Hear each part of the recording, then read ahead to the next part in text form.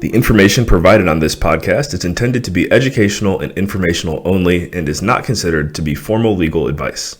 The listener should not take or refrain from taking action based on its content. Any listener in need of legal opinion upon which to rely in decision-making should consider formally engaging an attorney to review relevant facts in detail and examine the pertinent law as it applies to those facts. So, you've decided you want more out of your life. More than the 9 to 5. More than paycheck to paycheck. More than lifelong debt. But that leaves questions. Where do I go from here? What can I do without any money, connections, or experience? Our goal is not only to provide you with answers to those questions, but also to motivate people in an authentic way, mentor people who don't have mentors, give back, and hear some inspiring stories along the way. If you're not going to show people what's possible, who is? My name is Iler. And I'm April Munson. And this is Ground Zero. Okay, so now that we've talked about your wants and desires from an 18-year-old adult into everything that came with getting to where you are, and then getting into college, going through, I guess, figuring out what you wanted to be career-wise, launching a business, graduating, now having a business. Talk to me about the time when you were like, I'm going to walk away from my full-time job. Because I feel like a lot of people feel like that's just unreachable. And I don't know, that's huge. Yeah, so from a photography perspective, I see it all the time where people are in a different career, like a career that they went to school for, have a degree, like nursing, like finance, like they have a real, like, good job that other people strive for in life, corporate job. And a lot of them are like either planning to quit their job, or they are like announcing that they're going to in the next few months, or they're asking how to. I just did it. I was serving and doing photography. So to be fair, I did not have like a very good paying job with benefits and like all these other things that made it hard to walk away. Because I think a lot of it is that security blanket of having a real like big adult like job that people like say, yeah, and switching to something that makes you a business owner and vulnerable and, you know, just on your own. And so I didn't have that battle in my head of one or the other, like a lot of people do. And the reason that they end up choosing one over the other is because it becomes too hard to do both. So I was serving, this was March of 2019. I was in my final semester of college. No, I wasn't. I was taking a break after that semester. I wasn't going to go back in the fall. So this was my final year, but like the semester before the last that I was going into. And then I had way too many weddings that fall. So I knew at that point that I wasn't going to go back for a semester. And I was serving at this restaurant that was really honestly like a good place to work. Like I loved the people that I served and I really liked the boss, but there wasn't a lot of just guidelines about the restaurant, and a lot of it was very just free-for-all type of workspace in the sense that they didn't really have like a closing time.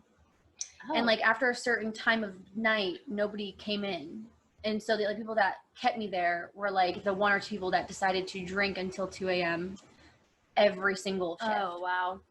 And so because there was no boundaries in that sense, and I was in my last, you know, I don't know, month of school, I had finals coming up, and I was, you know, doing photography part-time, and I was very stressed, and I really hated bartending and serving at that time. You know, toward the end, I just didn't want to do it anymore. And so prior to that job, I had walked out of 2 others, and I told myself I wasn't going to do it anymore. You know, burning bridges is not a good thing to do. And then if I do need to get another serving job, there's like no more options back in my town. So I was like, I'm not going to do it. I did make pretty good money there. You know, it was a pretty good gig for what it was. But I remember I had been fed up with being stuck there until 2 a.m. for like one customer and the owner so many times, that I just remember I was literally doing schoolwork at the bar. and they would not leave. And I looked at the boss and I said, this is ridiculous. I absolutely should not have to stay. Like, you're the owner, you're drinking with this one customer. Like, why can't you do this? And I left. Wow. I didn't even know that it was like that. Yeah, no, and it's funny because then like 2 days later, the owner's wife texted me and was like, are you coming in for your shift? And I was like, should I? So it was scary, you know, because I will say to anybody that is a business owner watching this, I was in a relationship. So I did have somebody to fall back on if I failed. If had I been alone, yeah, that would have been a completely different conversation, different decision. You know what I mean? Like having somebody there, like a second income to help you if you fall, just to build yourself back up, is huge, huge. So I did have somebody there had I failed. But from that moment, I never ended up looking for another serving job, and things just worked out. There were moments when I thought I would need help, and I didn't really have anybody to ask outside of my, you know, relationship. And then when that relationship failed, I got really, really nervous of I have nobody, but it always worked out. I think having faith is really important. Again, having confidence in yourself is really important, and just kind of, I don't know, looking at it from the big picture, like recognizing your immediate needs, the things that you can maybe live without, and just like taking it day by day. You know what I mean? And for me, in that moment of uncertainty, when I didn't have anybody to fall back on and I was on my own and I had all these bills and I was now going from 2 incomes to 1, yeah, it was scary. And there was a moment when I thought I would need another job. And I just kind of waited it out until, you know, it would become that moment that I absolutely have to figure it out. And it never ended up coming. So it all just kind of worked out for me in a sense where I guess you could say I got lucky, but I also had it planned in a way where, you know, if there were a few slow weeks or months, I would have been fine. Yeah. Despite that obstacle in that time, there was never a part of you that was scared that you weren't going to be able to be successful in your dream anymore. It was just, I'm going to have to pivot, but there was never any part of you that thought, I might not be able to continue Ashley Sarah photography. I might have to go back to working now that it's just on me. What was that like? I never thought that I would fail as a photographer. I honestly, from the moment that I started photography, I've always seen a positive growth. There's never been a moment where it went downhill or backtracked or anything. I've been very, very, very, very, very lucky in that regard. So I wasn't thinking that, oh, I'm going to have to, you know, put the camera away. It was just, I might need a second job to supplement some of my income during my slow season, because that is what photography is. Photography is a busy season and a slow season, and being able to stretch that income the entire time, you know, because there are months at the beginning, I won't say so much now, but there were times at the beginning where, you know, living in Ohio and Pennsylvania, there is not a wedding season in the fall. No, I'm sorry, in the winter, like there is in the summer and fall. So you also have to be smart in the sense of, you know, when you get that payment for those weddings back to back to back to back, saving that and being able to survive the winter unless you want to have to work another job. Right. So let's jump a whole year ahead. Now it's COVID. Talk me through that entire experience with people are canceling weddings, places are closing down. We don't know how long this is going to last. You don't have someone else here. It is just you. What was that like? COVID was it's so interesting. COVID in the moment was absolutely terrifying. Absolutely the worst thing that a business owner in my position, being in your first 3 years, could have gone through. But looking back, I miss it. Really? Isn't that so interesting? Wow. I remember being there, like, what are we going to do together? We're going to have to figure this out. Like, are you going to go back to a serving job or, I know. You know?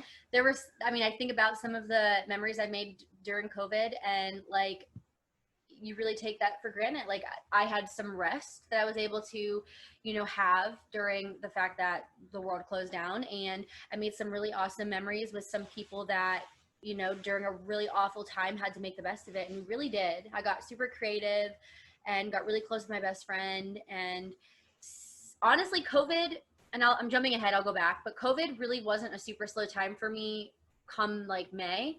And since then, I have not slowed down at all. So like those first 2 months, like that, like March and April, like that was probably the last time I had a freaking break in over a year. And so, yeah, that is what I go back to and think about and like wish that I did not take that for granted so much. You know, like I wish I appreciated having that time of, you know, you don't have anything to do, you can't do anything. So just living in it in the moment and not being so paralyzed and worried about the future.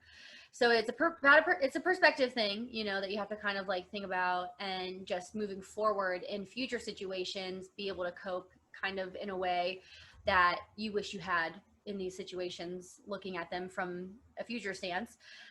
But it was very scary. I remember COVID really sucked in the sense that it ruined my 1-year anniversary of being a full-time business owner, and it ruined my college graduation.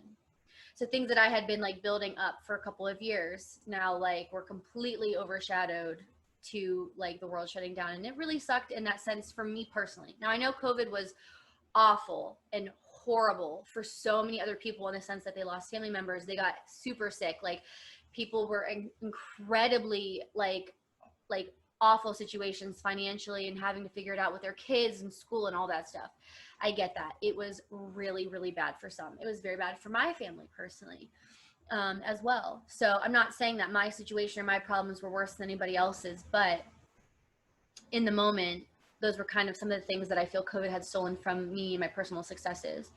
And so I remember back in like March and April, I had saved up money for taxes, and I had no idea what I would need in terms of taxes. So I had a pretty decent amount of money saved up for what was to come. And it's really interesting for me to think about now, because I saved up more money than I had needed to. And it's like, I think about the universe preparing me for COVID way before I even knew it was going to exist. Because if I was not in a position where I had saved any money, I would have been in a lot worse situation, because I didn't have anybody to go to or anything like that. And there was no jobs for me to get during this like time. And so the wedding industry sucked. It was one of those things. It was one of those times in my life where I for the first time wished that I wasn't a photographer. I would have wished I had any other job, because unemployment didn't exist for me. And, you know, it was really scary because I had all of this money paid to me for jobs that I had not done yet. And so I could have been in a much worse situation where all of these, you know, couples asked for refunds on money I literally did not have. I got super, super lucky. I had one client fight for $600 that I ended up refunding at the very beginning, because it was like the whole like court thing. What's it called whenever they,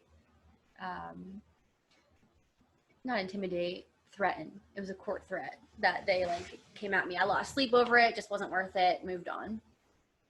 I did lose money during COVID. I lost a lot of money during COVID, but I did reach out to 2 different photographers, and I kind of asked them what their protocol was in terms of how they were getting through this. One was a very cutthroat, like straight to the point, charging more money approach that I knew emotionally and empathetically I could not do. And so I thought I was going to fail. I was very scared. I reached out to another person and asked her perspective on everything. And she took the whole situation with compassion and just like a mindset shift. And that's how I decided to go. And even though I lost so much money, and like there were many brides that had to reschedule, and because of that I had lost future jobs, I put myself in a position where I thought about it as it could be worse, or maybe because I lost this job, it's going to save my life, because I'm not meant to be on that path that day. And I just kind of like took everything, you know, with a grateful mindset and like a blessed, like, approach. And it just made me overall a happier person. You know, I didn't think about all the money I was losing. I was thinking about all the money that I wasn't losing, because people were still getting married or they were postponing. I had 2 brides pick a prime Saturday for 2021 that took away from future bookings, but everybody else ended up choosing a Friday or Sunday, because I had that conversation and I opened that communication and I offered different kind of incentives for helping me be able to not lose, you know, all the weddings for this year, because I had to book everybody from last year. Yeah. And I ended up like finishing out my season with 21 or 22 weddings. And then I only had to rebook 11. I think I had 3 cancellations, but only one of them ended up getting, a refund. The other 2, I ended up doing other things for different photo shoots and offering them other options, and they took it and were really awesome. And I didn't think about, again, the money that I lost, because there was some jobs that I ended up gaining because of other photographers that weren't available, or other photographers that like had to cancel on them that I would not have had otherwise COVID, was here. So I tried to cancel out the bad and like put in the good and make it like a normal year for me, Yeah. So in between COVID and coming out of it, there's been a lot of personal growth for you.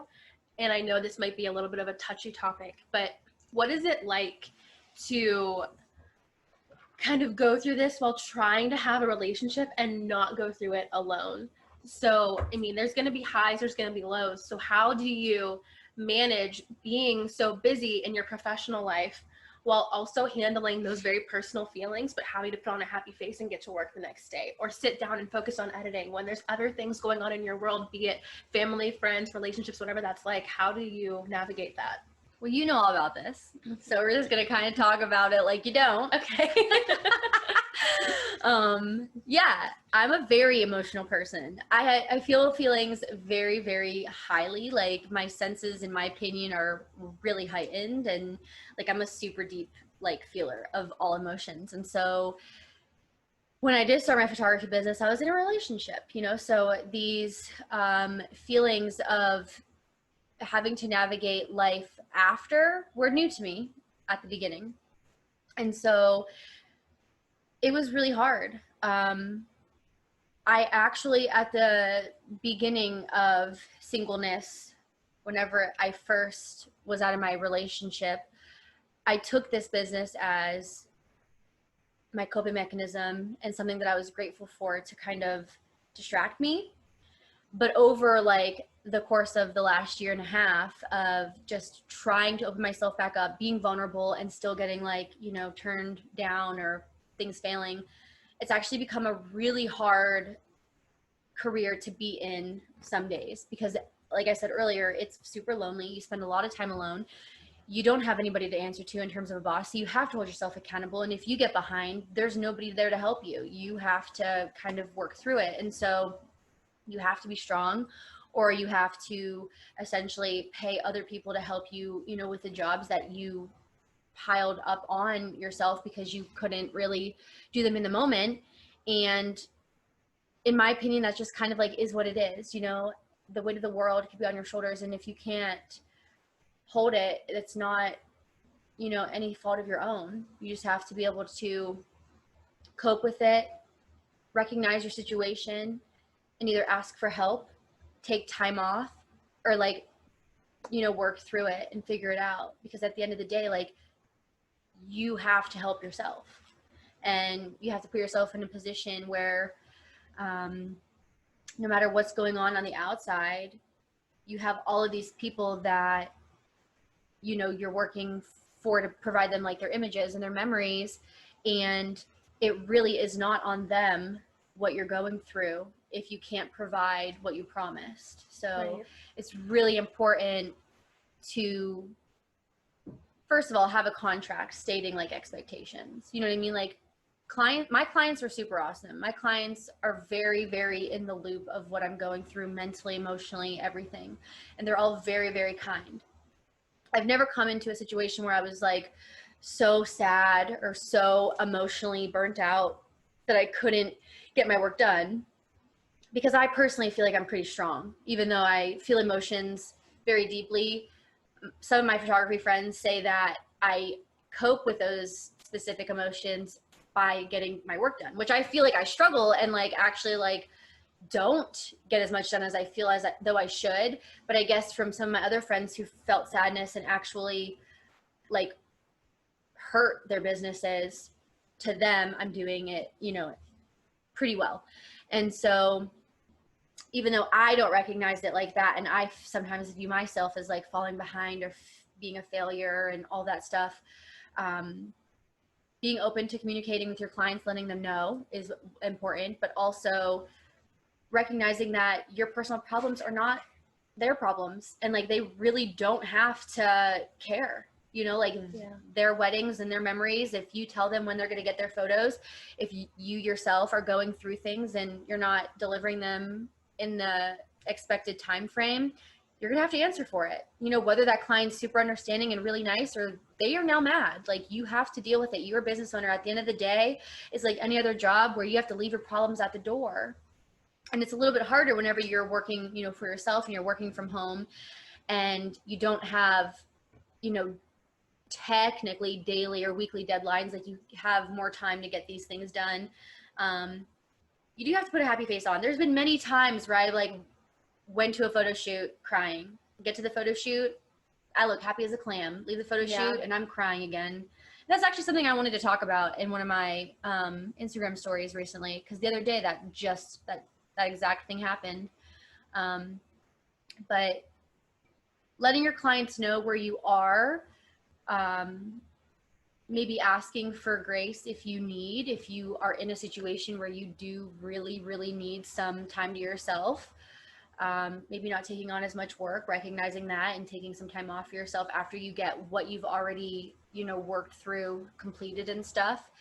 And just, I don't know, being mature about the whole thing and realizing, you know, what is it that I need in this season of my life to be the best I can for my clients, because that's what they deserve at the end of the day. And also for my own personal, mental, and emotional health.